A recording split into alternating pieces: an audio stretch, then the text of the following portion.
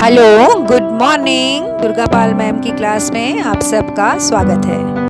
Class 8 book Malhar chapter 1 स्वदेश कविता के प्रश्न उत्तर का दूसरा भाग यहाँ से शुरू हो रहा है। अगला प्रश्न है कविता की रचना। जिसकी मिट्टी में उगे बढ़े पाया जिसमें दाना पानी है माता पिता बंधु जिसमें हम हैं उसके राजा रानी। इन पंक्तियों के अंतिम शब्दों को ध्यान से देखिए। दाना पानी और राजा रानी, इन शब्दों की अंतिम ध्वनि एक जैसी है। इस विशेषता को क्या कहते हैं? तुक मिलाना, तुकबंदी कहते हैं, जिसमें लाइन का जो आखिरी शब्द होता है वो मैचिंग होता है, मिलता जुलता होता है। अब नीचे दिए गए प्रश्नों पर 5-5 समूह में मिलकर चर्चा कीजिए और उनके उत्तर लिखिए। पहला प्रश्न, शब्दों के तुक मिलाने से कविता में क्या विशेष प्रभाव पड़ता है? शब्दों के तुक मिलाने से कविता सरल हो जाती है, आकर्षक हो जाती है, मधुर बन जाती है। इससे कविता में संगीतात्मकता, मतलब कविता को गाने की तरह गाया भी जा सकता है और उन पंक्तियों को पढ़ना सुनना बहुत ही इंटरेस्टिंग होता है, रोचक होता है। तुकबंदी से कविता का लय और ताल बनता है जिससे भाव पाठक या श्रोता के मन पर गहरा असर डालते हैं। अगर तुकबंदी होती है कविता में तो उससे लय और ताल बनता है, वही कि म्यूजिक निकलता है, गा सकते हैं हम उसको, वो एक गाना बन जाता है, गीत बन जाता है। और कोई भी चीज़ अगर आप गीत बना करके गाते हैं ना तो वो हमारे दिल में भी उतरती है और याद भी बड़ी जल्दी हो जाती है। अगला प्रश्न है कि कविता को प्रभावशाली बनाने के लिए क्या क्या प्रयोग किए गए हैं? इस कविता में क्या प्रयोग किए गए हैं? तो कविता को प्रभावशाली बनाने के लिए कवि ने ये प्रयोग किए हैं। पहला है प्रयोग किया है देशभक्ति की गहरी बहाना। ये कविता बहुत प्रभावशाली हो जाए, सब लोगों के मन में उतर जाए, इसके लिए उसने क्या किया? कवि ने इसमें देशभक्ति की भावना भर दी है। दूसरा पॉइंट है उपमा और रूपक। ये अलंकार के नाम है जो आपको बड़ी क्लास में पता चलेगा। तो कवि ने इसके अंदर उपमा और रूपक अलंकार का प्रयोग किया है। जैसे हृदय की तुलना उसने पत्थर से की है तो यहाँ पर उपमा अलंकार है। तीसरा पॉइंट जो उसने तीसरा प्रयोग किया वो है पुनरावृत्ति। एक लाइन को बार बार दोहराया है, वो हृदय नहीं है पत्थर है, ये पंक्ति बार बार आ रही है जिससे कविता रोचक बनी है। लय और ताल, इस कविता को उसने इस तरह से लिखा है कि ये गीत की तरह गाया जा सके। सरल व सहज भाषा, कविता के अंदर बहुत ही सरल और आसान भाषा का प्रयोग किया है जिसे कोई भी बच्चा आराम से पढ़ सकता है, कोई मुश्किल शब्द नहीं है, इससे भी कविता रोचक बनी है। अगला प्रश्न है आपकी कविता। देश प्रेम से जुड़े अपने विचारों को आधार बनाते हुए कविता को आगे बढ़ाइए। देखिए हमें यहाँ पर ये 2 पंक्तियाँ दे रखी हैं। वो हृदय नहीं है पत्थर है जिसमें स्वदेश का प्यार नहीं। इसके आगे की पंक्तियाँ हमें बनानी है खुद से, तो हमने ये बनाई हैं। इन पंक्तियों को हमें आगे बढ़ाना है। तो देखिए ये कविता मैंने आपके लिए बनाई है। वह हृदय नहीं है पत्थर है जिसमें स्वदेश का प्यार नहीं, जो त्याग न कर दे धरती पर उस जीवन में उद्गार नहीं, जो माँ की माटी भूल गया उसमें सच्चा संस्कार नहीं, जो मर मिटे ना देश खातिर उसका जीवन स्वीकार नहीं। देश प्रेम ही सच्ची पूजा, इसके बिना उद्धार नहीं, वह हृदय नहीं है पत्थर है जिसमें स्वदेश का प्यार नहीं। अगला प्रश्न है नीचे दिए गए रिक्त स्थानों में स्वदेश से जुड़े शब्द अपने समूह में चर्चा करके लिखिए, फिर मित्रों से मिलकर अपनी सूची बनाइए। तो इस प्रश्न में हमसे पूछा गया है स्वदेश से जुड़े हुए शब्द।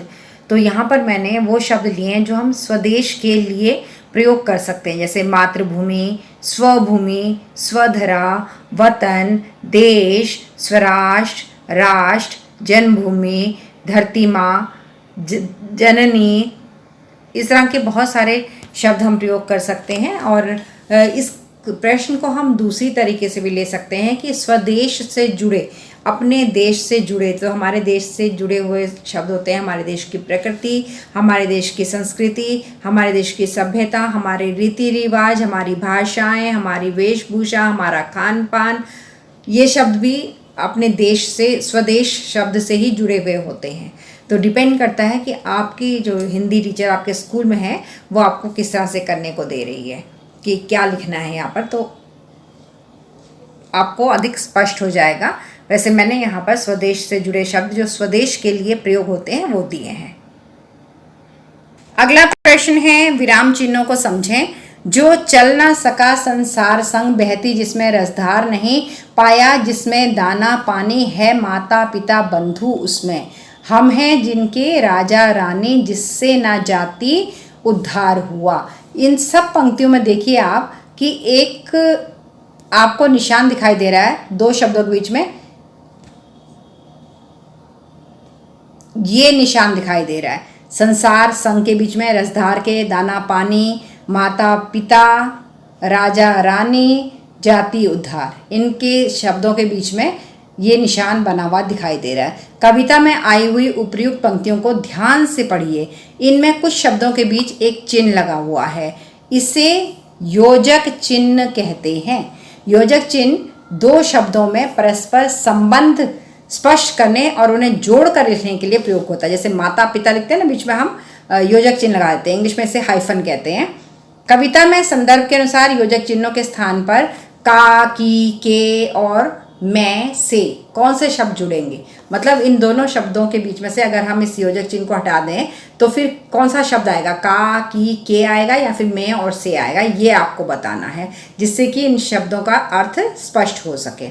पहली पंक्ति कविता में आई, जो चल ना सका संसार संग, जो चल ना सका संसार के संग, तो यहाँ पर के आएगा। बहती जिसमें रसधार नहीं, बहती जिसमें रस की धारा नहीं, जिससे न जाति उद्धार हुआ, जिससे न जाति का उद्धार हुआ।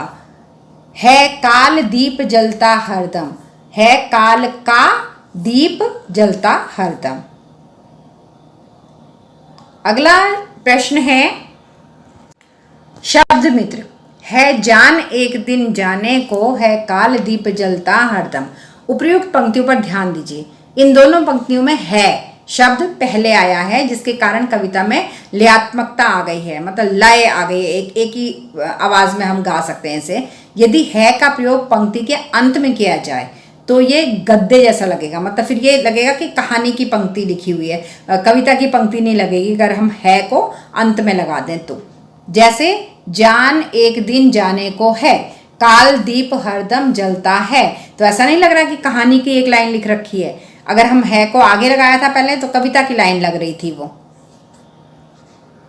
अब करना क्या है कि अब आपको कविता में से ऐसी पंक्तियों को चुनना है जिसमें है शब्द का प्रयोग पहले हुआ है। चुनी हुई पंक्तियों में शब्दों के स्थान बदलकर पुनः लिखें, मतलब है शब्द पहले लगा हुआ है, ऐसी लाइन को आप कविता में से ढूंढ कर लाओ और फिर है को आखिर में लगा कर दिखाओ। तो चलिए, ये है पहली पंक्ति, वह हृदय नहीं है पत्थर है, वह हृदय पत्थर है जिसके राजा रानी, जिसके राजा रानी हैं। तो यही दो पंक्तियां हैं जिसमें है शब्द पहले आया है। बाकी की कुछ पंक्तियां जिनमें है शब्द बीच में आया है तो उनको भी ले लिया है, उनका है अंत में कर दिया है हमने। देखिए, नवरत्न दिए हैं लासानी, इसमें आया है लासानी नवरत्न दिए हैं, जिस पर है, इसमें है यहाँ बीच में आया हुआ है, इसे हमने अंत में डाल दिया। जिस पर दुनिया दीवानी है, उस पर है नहीं पसीजा जो, यहाँ है, यहाँ बीच में आया हुआ है, हमने इसको अंत में कर दिया। क्या है वह भू का भार नहीं, क्या वह भू का भार नहीं है, निश्चित है निसंशय निश्चित, निश्चित निसंशय निश्चित है, यहाँ पर अंत में कर दिया हमने है को। जल जाना है परवानों को जल जाना है, सब कुछ है अपने हाथों में, सब कुछ अपने हाथों में है। तो सबके है उठा करके हमने अंत में लगा दिए। अब नीचे दी गई पंक्तियों में है और हैं शब्द का प्रयोग पहले करके पंक्तियों को पुनः लिखिए। अब जो पंक्तियां में दिए हैं उसमें है और हैं, इनका फर्क समझ लीजिए। इस है में बिंदी नहीं है, जबकि इस दूसरे वाले है में बिंदी है, तो इनका प्रयोग करना है हमें अब अंत में। इन पंक्तियों में है और हैं शब्द का प्रयोग पहले करके पंक्तियों को दोबारा लिखिए और फिर देखिए कि इससे पंक्तियों के सौंदर्य में क्या परिवर्तन आया है। और हैं को अगर हम अंत में लगा दें तो पंक्तियां और सुंदर हो जाती हैं। क्या परिवर्तन आता है पंक्तियों में, अपने साथियों से चर्चा कीजिए। यहाँ पर देखिए, जिस पर ज्ञानी भी मरते हैं, यहाँ अंत में आया है, जिस पर है दुनिया दीवानी। इन दोनों है में अंतर है, एक है में बिंदी लगी हुई है और दूसरे में बिंदी नहीं है। है वाला जो जिसमें बिंदी है वो आदर सूचक होता है और बहुवचन के लिए लिखा जाता है, और जिसमें बिंदी नहीं है वो एक वचन के लिए लिखा जाता है। जिस पर ज्ञानी भी मरते हैं मरते जिस पर ज्ञानी, ये हमने है को आगे लगा दिया। जिस पर है दुनिया दीवानी, आगे ले आए हम, है जिस पर दुनिया दीवानी। अब क्या फर्क पड़ा ये बताना है। इन पंक्तियों में है और है का प्रयोग पहले अर्थात वाक्य के शुरू में करने से वाक्य प्रभावी बन गए हैं। वाक्य। अगला प्रश्न है समानार्थी शब्द। कविता से चुनकर कुछ शब्द निम्न तालिका में दिए गए हैं। दिए गए शब्दों से इनके समानार्थी शब्द ढूंढकर तालिका में दिए गए रिक्त स्थानों में लिखिए। मतलब यहाँ पर हमें दे रखा है भू, दीप, हृदय, तलवार, दुनिया और पत्थर, और इनके कुछ समानार्थी शब्द नीचे दिए हुए हैं। तो वहाँ से ढूंढने हैं कि भू का समानार्थी कौन सा है, दीप का कौन सा है, हृदय का कौन सा है, और उनके नीचे ही लिखने हैं। ये सारे के सारे समानार्थी शब्द मैंने यहाँ पर लिख दिए हैं। भू का समानार्थी होता है धरा, पृथ्वी। दीप का दीपक और प्रदीप। हृदय का दिल और जी। तलवार असी, कृपाण। दुनिया संसार, जग। पत्थर पाषाण, पाहन। तो ये सारे के सारे समानार्थी शब्द हैं। अगला प्रश्न है कविता का शीर्षक। वो हृदय नहीं है, पत्थर है जिसमें स्वदेश का प्यार नहीं। इस कविता का शीर्षक है स्वदेश। कई बार कवि कविता की किसी पंक्ति को कविता का शीर्षक बना देते हैं ना। अपनी कविता की एक लाइन ली, उसी को टाइटल बना दिया, कविता का नाम बना दिया। मतलब यदि आपको भी इस कविता की किसी एक पंक्ति को चुनना हो और उसी पंक्ति को उस कविता का नाम यानी टाइटल यानी शीर्षक बनाना हो, तो आप कौन सी पंक्ति चुनेंगे? यदि मुझे इस कविता की किसी पंक्ति को शीर्षक बनाना हो तो मैं वह हृदय नहीं पत्थर है को चुनूंगा। क्यों चुनूंगा? कारण भी बताना है। ये पंक्ति कविता का मुख्य संदेश दे रही है ना। जिस इंसान के हृदय में स्वदेश के लिए प्रेम नहीं है, उसका हृदय पत्थर के समान कठोर है। यही भावना पूरी कविता में बार बार व्यक्त हुआ है, इसलिए मैं इसे ही शीर्षक बनाऊंगा। अगला प्रश्न है नीचे कुछ चित्र दिए गए हैं, उन चित्रों पर सही का चिन्ह लगाइए जिन्हें आप स्वदेश प्रेम की श्रेणी में रखना चाहेंगे। ये चित्र देश प्रेम की श्रेणी में आएगा क्योंकि ये देश को हरा भरा रखने का संदेश दे रहा है। ये चित्र देश प्रेम की श्रेणी में नहीं आ सकता है क्योंकि यहाँ पर रेलगाड़ी में गंदगी फैलाई जा रही है, तो हम ऐसा कभी नहीं कर सकते कि अपने देश की जो संपदा है उसको खराब करें। ये चित्र देश प्रेम के अंतर्गत आएगा क्योंकि यहाँ पर खेलकूद को प्रोत्साहन दिया जा रहा है, और ये भी देश प्रेम है क्योंकि किसी के घर में आग लगी हुई है और उसको बुझाने का सब मिलकर प्रयास कर रहे हैं। तो देश में कभी भी कोई संकट आए तो हमें मिलकर के प्रयास करना चाहिए, तो इस बात का संदेश दिया जा रहा है। ये भी देश प्रेम की श्रेणी में है क्योंकि एक देश के वीर सैनिक का सम्मान किया जा रहा है। ये हम सभी को करना चाहिए, अपने देश के सैनिकों का सम्मान करना चाहिए। ये चित्र भी देश प्रेम की श्रेणी में आता है क्योंकि यहाँ पर गंदगी को हटाया जा रहा है, सफाई की जा रही है। सारे छोटे छोटे बच्चे मिलकर के सार्वजनिक स्थान की सफाई कर रहे हैं, जो कि देश प्रेम का बहुत बड़ा उदाहरण है। ये चित्र भी देश प्रेम की श्रेणी में ही आएगा क्योंकि यहाँ पर एक किसान को खेती करते हुए दिखाया गया है। तो हमारे देश में खेती कृषि की बहुत अधिक आवश्यकता है, इसे बड़े प्रेम से इस व्यवसाय को अपनाना चाहिए, ज़मीनों को हरा भरा रखना चाहिए ताकि पूरी जनता को पेट भर भोजन मिल सके। तो ये देश प्रेम की श्रेणी में आएगा। बुजुर्ग और गरीबों के प्रति सेवा भाव देश प्रेम है। ये भी बड़े बूढ़ों से बातचीत करना देश प्रेम। देश की संपत्ति को नुकसान पहुंचाना गलत है। ये राष्ट्रध्वज का सम्मान, राष्ट्रीय गान का सम्मान देश प्रेम के अंतर्गत आएगा। किसी भी सरकारी कार्यालय में पंक्तिबद्ध खड़े होकर अपना काम कराना देश प्रेम है। ये फूल ना तोड़े का संदेश यहाँ हमें मिल रहा है, ये भी देश प्रेम है। देश को हरा भरा रखने की भावना है यहाँ। और यहाँ पर कोई है नहीं और ये बिजली के सारे उपकरण चल रहे हैं, कोई भी यहाँ मौजूद नहीं है, तो ये देश प्रेम की श्रेणी में नहीं आएगा क्योंकि बिजली का गलत प्रयोग हो रहा है यहाँ पर। और यहाँ इस चित्र में लग रहा है कि आपस में बहस हो रही है बच्चों में, तो इस तरह की बहस नहीं होनी चाहिए। सबको प्यार प्रेम से मिलजुल कर रहना चाहिए, वही देश प्रेम होता है। अगला प्रश्न है हमारे अस्त्र शस्त्र।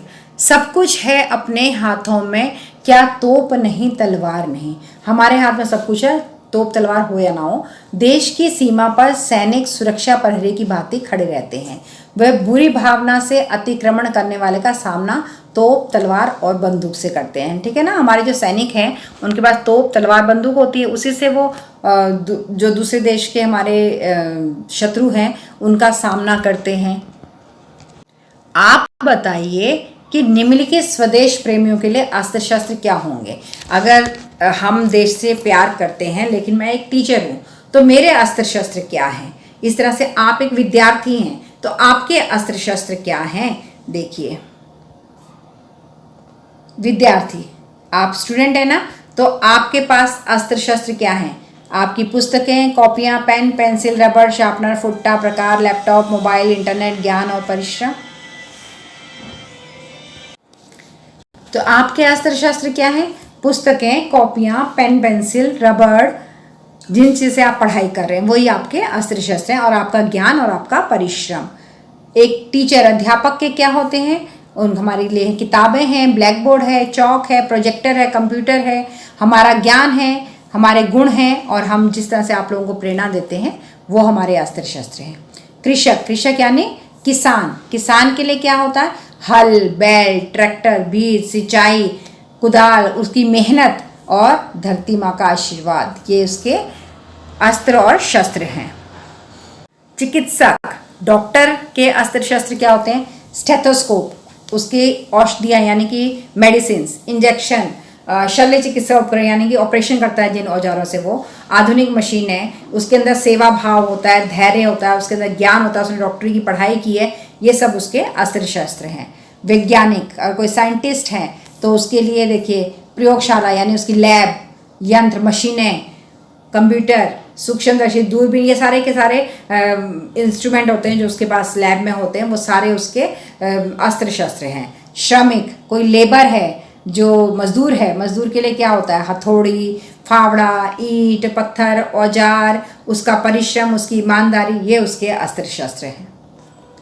इस तरह से कोई पत्रकार है, पत्रकार क्या करते हैं, न्यूज़ देते हैं ना हमें, तो उनके लिए क्या, कलम, कागज़, कैमरा, माइक, लैपटॉप, जिस न्यूज़ चैनल से वो न्यूज़ दे रहे हैं वो चैनल हो गया, इंटरनेट हो गया, उनकी जागरूकता हो गई, उनकी आवाज़ हो गई, उनका जो उनके अंदर कला है उस न्यूज़ को प्रेजेंट करने की, वो सब उनके अस्त्र शस्त्र हैं। अगला प्रश्न है, अपनी भाषा अपने गीत। कक्षा में सभी विद्यार्थी अपनी अपनी भाषा में देश प्रेम से संबंधित कविताओं और गीतों का संकलन करें। तो ये संकलन करना मतलब इकट्ठा करना, तो देश प्रेम की कविताएं और गीत का संकलन आप करिए, एक फाइल बनाइए और उसके अंदर पेपर्स रख लीजिए सारे देशभक्ति के गानों की। दूसरा क्या है, किसी एक गीत की कक्षा में संगीतात्मक प्रस्तुति भी करें और उसमें से कोई भी एक गीत अपनी क्लास में सुनाएं।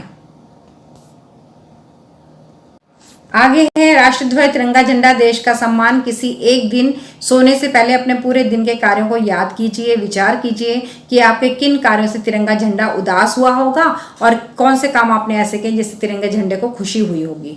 तो उत्तर आप इस काम को खुद करेंगे ना, आप कोई भी गलत काम जो भी करते हैं उसके लिए आपके तिरंगा को उदास होना पड़ता है, जो भी आप अच्छे काम करते हैं उससे तिरंगा खुश होता है, तो आप अपने गलत काम छोड़ दीजिए। अगला है, झरोखे से। आपने देश प्रेम से संबंधित स्वदेश कविता पढ़ी, अभी पढ़ी ना हमने, उसकी एक्सरसाइज की। अब आप स्वदेशी कपड़ा, खादी है ना, हमारे देश का जो कपड़ा हमारे देश में जो बनता था, खादी बनता था, तो उससे संबंधित सोहनलाल द्विवेदी की कविता खादी गीत का एक अंश यहाँ दिया गया है, जिसे पढ़िए। तो ये, खादी के धागे धागे में अपनेपन का अभिमान भरा, माता का जिसमें मान भरा, अन्यायी का अपमान भरा, खादी के रेशे रेशे में अपने भाई का प्यार भरा, माँ बहनों का सत्कार भरा, बच्चों का मधुर दुलार भरा, खादी की रजत चंद्रिका जब आकर तन पर मुस्काती है, तब नवजीवन की नई ज्योति अंतस्तल में जग जाती है। तो इसे आप अपनी क्लास में पढ़ें। ये बात जो दे रखी है, सांझी समझ। आपने स्वदेश कविता और खादी गीत का उपयुक्त अंश पढ़ा। स्वतंत्रता आंदोलन के समय लिखी गई दोनों कविताओं में देश प्रेम किस प्रकार अभिव्यक्त हुआ है, साथियों के साथ मिलकर चर्चा कीजिए। साथ ही खादी गीत पूरी कविता को पुस्तकालय इंटरनेट से ढूंढकर पढ़िए। स्वदेश कविता में देश प्रेम की भावना उजागर होती है कि हमारे हृदय में देश प्रेम होना चाहिए। जिसके हृदय में देश प्रेम नहीं है वो इंसान मरे हुए के समान है। और खादी गीत हमें ये दिखाता है कि भारत की पहचान जो है वो इसी कपड़े से है। जब हाथ से बुना हुआ सूती कपड़ा हम धारण करते हैं, पहनते हैं, तो उससे निर्मित उस कपड़े को बनाने वाली जो माँ, बहनें, भाई हैं, उनके प्रति हमारा प्यार दिखता है, अपनेपन का एहसास होता है। ऐसा एहसास होने लगता है कि हम देश प्रेम की, ये जो खादी हमने पहना है ये हमारे देश प्रेम का प्रतीक है। यहाँ खत्म होता है आपका क्लास 8 मल्हार का पहला चैप्टर। स्वदेश के सारे प्रश्न अभ्यास यहाँ पर खत्म हो गया। मैंने सारे प्रश्नों के उत्तर आपको बड़े प्रेम से समझा दिए और लिखित रूप में भी आपको दिए हैं ताकि आप अपनी उत्तर पुस्तिका में उन्हें लिख सकें। कैसी लगी आपको वीडियो? एक प्यारा सा कमेंट जरूर छोड़िएगा। वीडियो को लाइक कीजिएगा, अपने 2 दोस्तों के साथ जरूर शेयर कीजिएगा और मैं दुर्गा पाल मैम की क्लास को सब्सक्राइब करना तो बिल्कुल मत भूलिएगा और बेल आइकन को दबा दीजिएगा ताकि अगले चैप्टर का वीडियो जैसे ही मैं डालूँ आपको नोटिफिकेशन मिल जाए। तो ये 4 काम करने के बाद अब हम चलते हैं, मिलेंगे अगली वीडियो में अगले चैप्टर के साथ। तब तक के लिए tata, bye bye and love you all. Thanks for attending Durga Pal Ma'am's class. Please like, share, subscribe and don't forget to leave a lovely comment. Thank you.